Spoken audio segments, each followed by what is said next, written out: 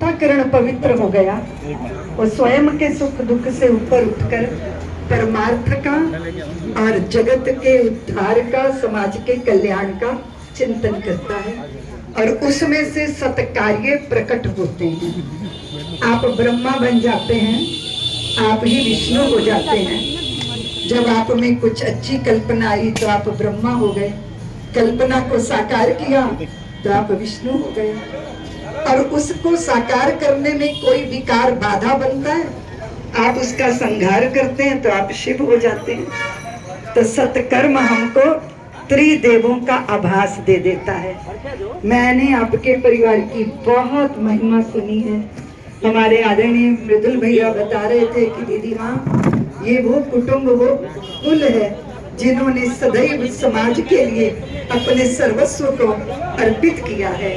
तो ऐसे सज्जनों के बीच में बैठना तो मेरा भी सौभाग्य है। आप सबको मैं बहुत शुभकामनाएं देती हूँ। धानुका आश्रम के इस प्रांगण में यज्ञ के धूम्र की ये सुरभि, मैं सोचती हूँ जिधर निकलो उधर ही सुगंध होनी चाहिए। कैसे होगी? देवताओं के आवाहन से होगी।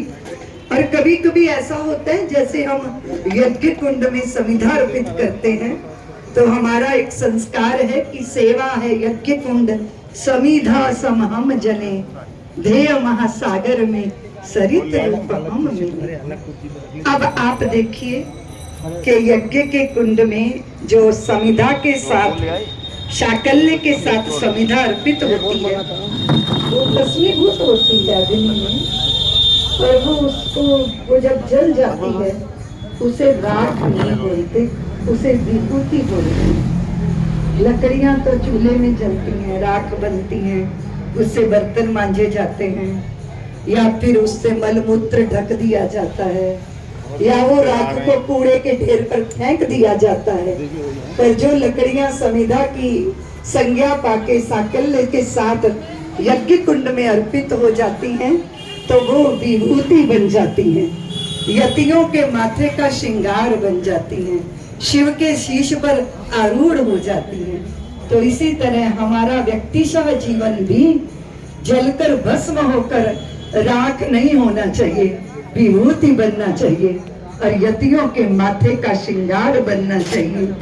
माँ भारती के ललाट की चमक बननी चाहिए, और भारत के वैभव में और भारत की दिव्यता में हमारा अपना योगदान भूमिका के रूप में हो जाना चाहिए। ये तब होता है जब देवता अनुकूल हो और पुण्यों का परिपाक हो, नहीं तो धन तो बहुतों के